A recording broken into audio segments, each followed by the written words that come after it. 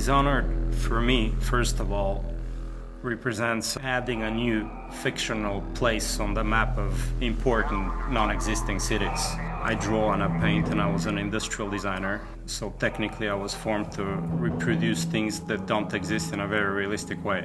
And my tools are mainly light, architecture, and composition. So science fiction cities are my specialty. Industrial designers are again formed and trained to create things that don't exist and to make them appealing. And industrial design in itself is fiction. I specialized in advanced prototypes for non-existing cars, which are absolutely dream objects. And that's why the training is very useful. And historically, people like Sid Mead, who's designed Blade Runner, was an industrial designer, and he had the attention to detail and to craftsmanship to make up a world and make it very believable. So it's a very obvious relationship between science fiction and industrial design.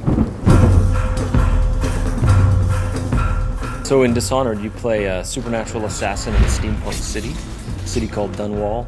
And the game has what I would describe as a non-photorealistic art style, led by Sebastian Maton and Victor Antonov. When we first started the project, Raph and I kept saying, this is London 1666. It was the last year of the plague and the year of the Great Fire. The city of London at that point is pivotal to the world and pivotal to history. The early creative influences were historical architectural pictures of London and maps of London. Start with a location. Where is this taking place? All kinds of representations from different artists, painters, photographers, and filmmakers. As a visual designer, Victor works kind of like a historian. He really proceeds with what-ifs scenarios. So, okay, what if instead there was this event happen in history? We looked at specific rooftops, specific smokestacks, and facade ornaments that were very specific only to London and to no other city. When the first design come back is that it looks very real, even though it's not, but it's kind of believable because our brain kind of processes it in a way which just looks like, oh wow, that looks like a place that could exist. And that's why I think his methodology is so powerful to people. On a étudié en gros les fogs, la nuit, la pluie, les skies qui sont très bas en fait et qui pèsent sur l'expérience du joueur. C'était vraiment une approche qu'on avait de ne pas faire un jeu où il fait soleil, très beau. C'est comment infiltrer la lumière, donc c'est tout ce qu'on a étudié en allant à Londres. Et ensuite pour le retranscrire dans le jeu, il a fallu faire un petit peu de développement technique pour essayer de modifier la façon dont réagit la lumière avec les éléments du jeu vidéo, c'est-à-dire dans le brouillard, si on peut faire des haze et faire bloomer nos lights. C'est un bon setup pour un jeu vidéo et c'est une ville qui comporte une rivière, donc c'était très important pour nous, pour les missions qu'on fait dans notre jeu. En fait, on n'a pas l'approche classique du jeu vidéo. On a vraiment voulu revenir à des bases classiques d'art pur, c'est-à-dire les références qu'on a, elles n'ont rien à voir avec... on ne fait pas de recherche sur Google, on ne cherche pas à faire de choses génériques, on veut vraiment créer quelque chose d'unique.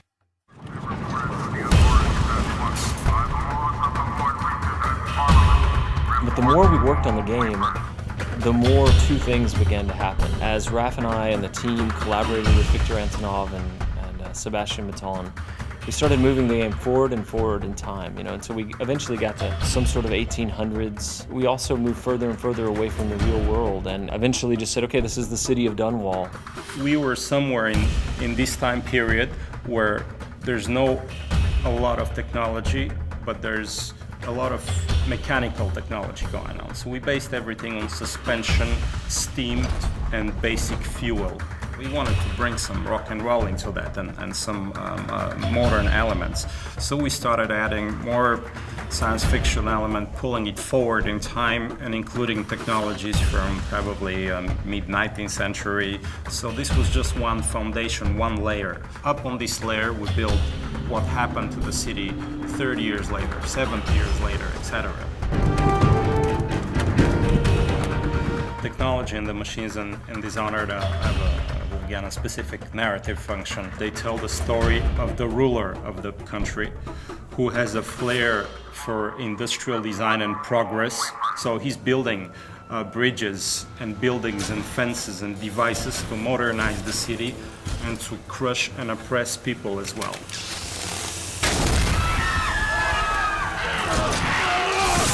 The whaling trade takes off, and there's a brilliant inventor called Sokolov, who's for us a little bit Rasputin, a little bit Da Vinci, a little bit John Dee, and he invents some devices and takes advantage of the volatile whale oil.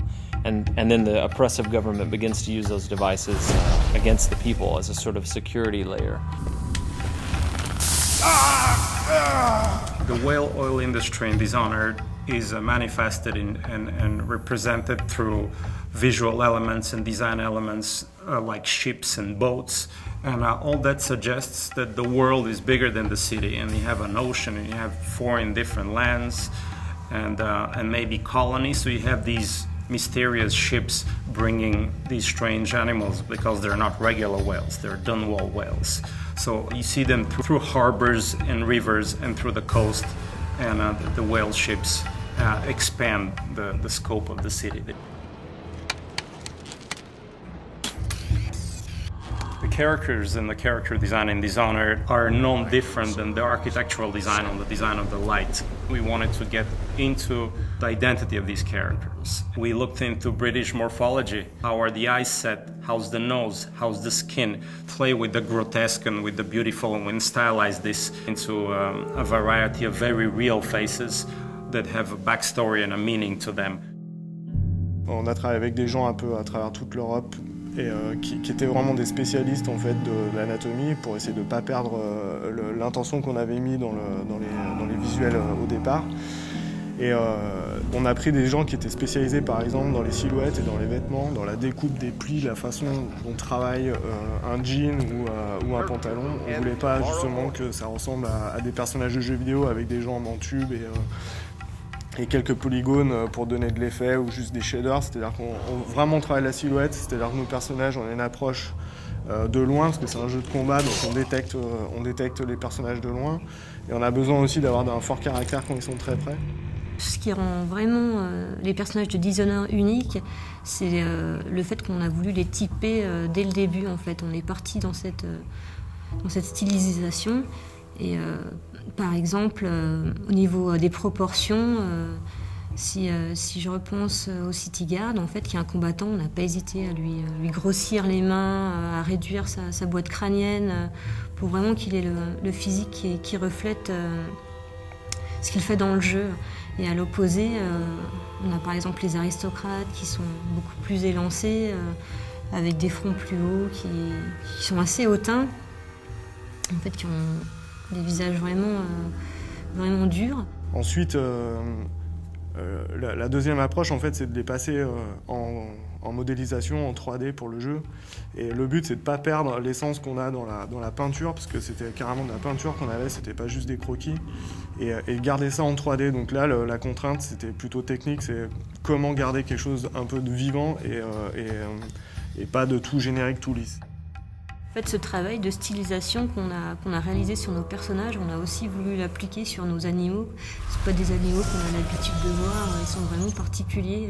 Et là, j'ai en tête l'exemple du Wolfhound, où justement, on a pris un chien, mais on l'a mélangé aussi avec un peu de crocodile, un peu de girafe, pour le rendre vraiment unique et qu'il y ait un côté fantastique dans notre univers. On a fait une silhouette très forte, il se déplace vraiment d'une manière très particulière. C'est pas un chien qu'on pourrait croiser dans la rue tous les jours. For Dishonored, we worked with Blind Light, which is a great company out in LA, who not only helped us find some really great actors to fill all the roles, but also we worked with a few key people that we picked out that you would call like celebrity talent. You know, the game is mostly an action game, but it's also got some role-playing game-based elements. For some of the characters, we had a list of people we wanted to go after. Brad Dourif plays our character Piero, who's a craftsman, artificer, natural philosopher. Damn Sokolov! He will haunt me to my grave. Chloe Grace Moretz was good enough to lend her voice to a character named Emily, who's quite important.